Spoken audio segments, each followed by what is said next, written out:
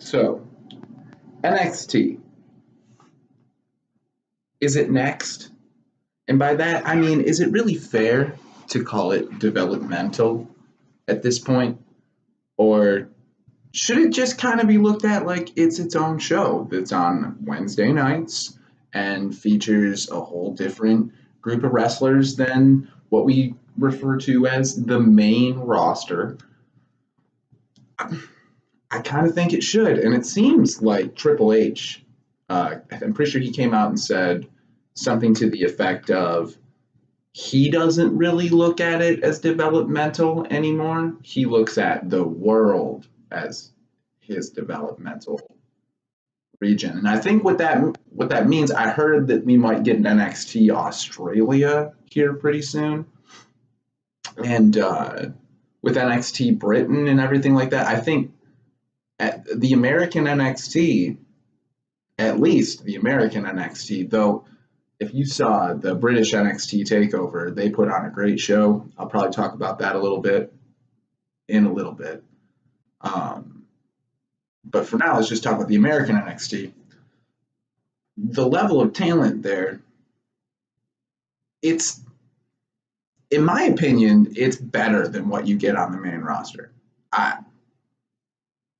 I don't know if that's completely a controversial thing at this point. I know at least a few avid wrestling fans who feel the same way. I don't know a whole lot of wrestling fans, don't get me wrong. Not as many as I would like in my social circle, that's for certain.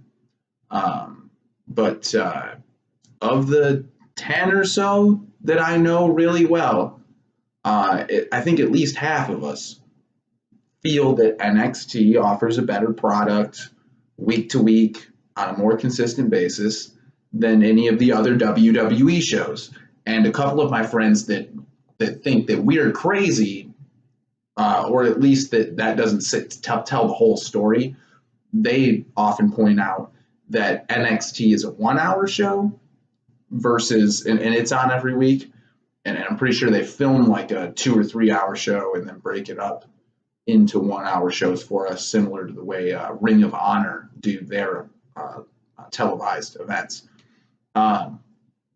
So, or at least I'm pretty sure that's how they do their televised events.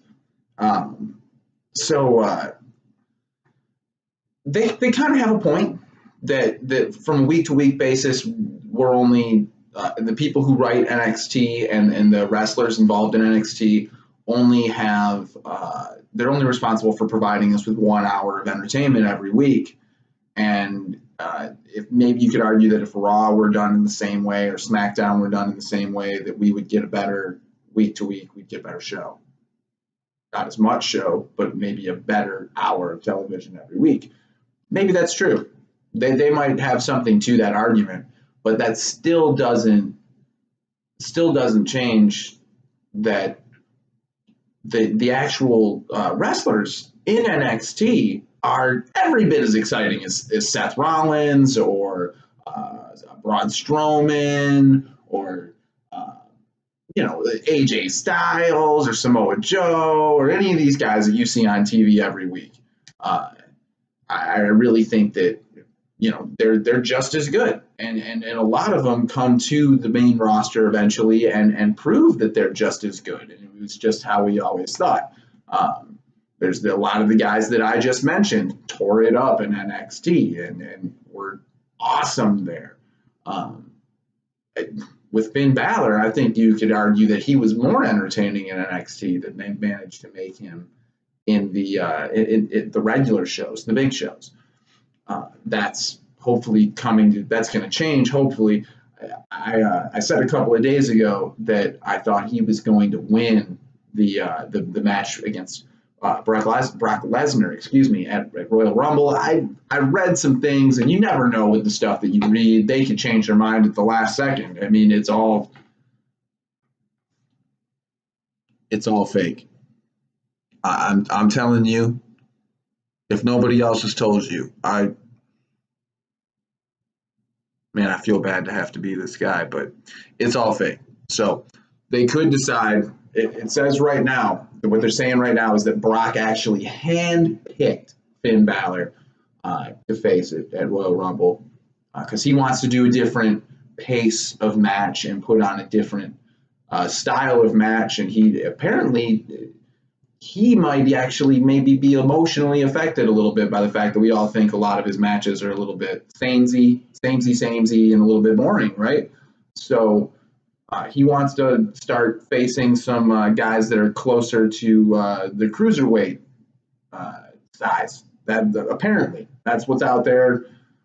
Again, if you have the Bleacher Report app for like following sports teams and stuff, it's great. That's a fantastic app. And you can follow WWE in that too, and I do. So I get to see a lot of this stuff, and it's stuff anybody can see. So I'm not trying to like break any news or anything like that. This is all just out there, you know. But apparently Brock wants to start facing smaller guys. Maybe because he liked that match he had with Daniel Bryan at Survivor Series. I liked it. I won't argue that at all. I liked it. So I think it was at Survivor Series, right? It was the champion versus champion, Raw versus SmackDown. I'm pretty sure that would have been at Survivor Series. Yeah, maybe he really liked the reception to that. I know that was scored as being one of the better WWE matches of the year by like Dave Meltzer, I think. So you might be able to hear my cat right now. She hears me in here talking, and she wants to be in here, and I might at some point in time just get up and open the door, just bite the bullet.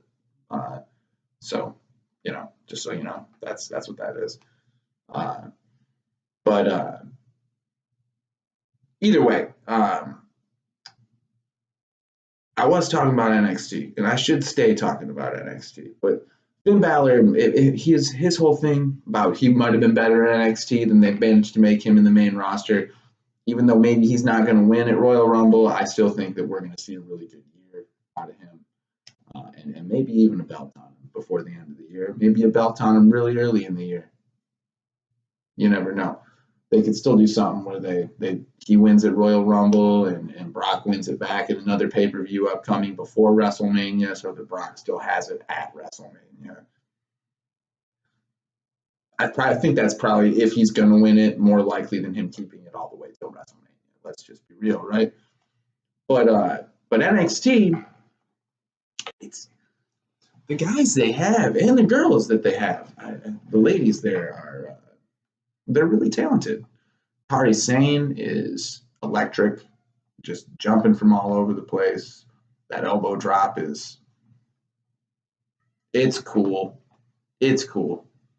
Like Shayna Baszler, she's not the greatest on the mic, but in the ring, like a lot of the people with an MMA type background, in the ring, they have a tendency to like really sell it.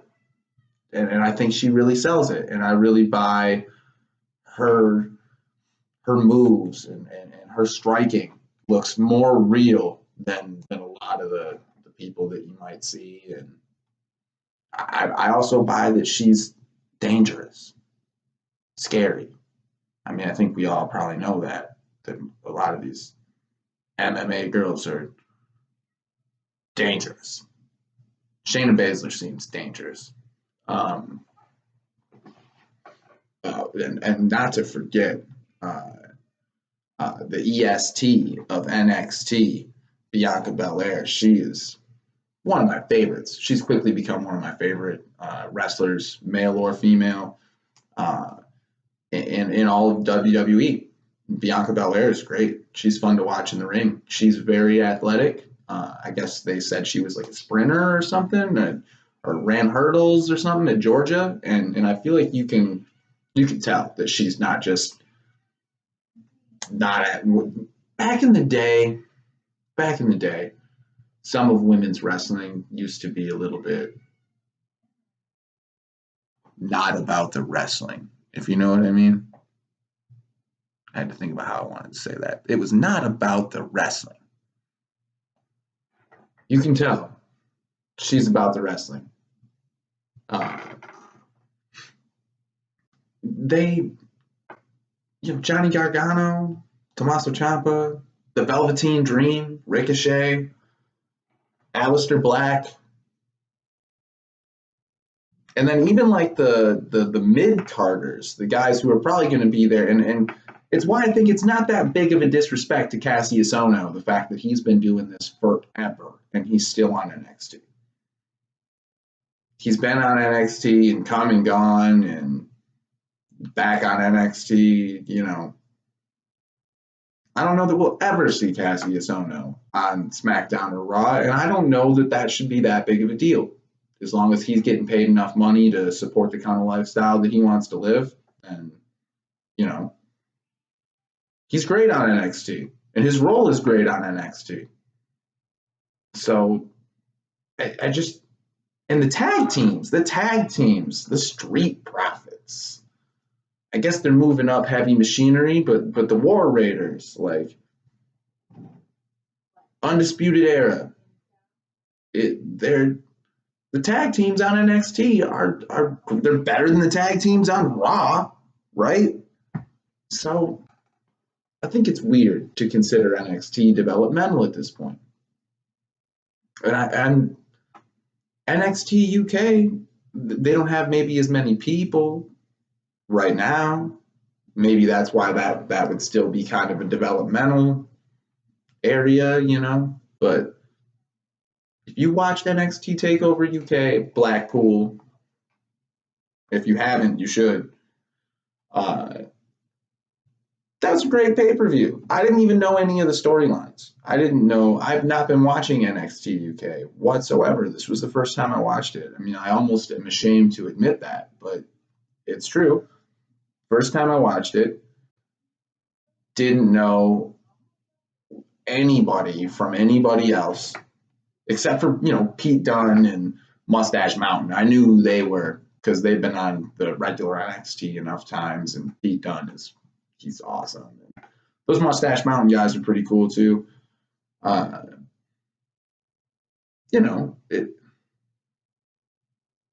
was really good. I didn't know the women's match. I didn't know who either of those women were. When they were saying their names, I didn't know one from the other. It was a good match. It was a really good match. The guy that fought Finn Balor, I didn't know who that guy was. He's a good wrestler. I have no idea what he seemed like his bravado, and like he's kind of trying to do kind of maybe like a Conor McGregor kind of thing. He seemed pretty good at it, right? Like if you watched it, you'd probably agree. He seemed pretty good at it, and his match with Finn Balor was highly entertaining. Highly entertaining.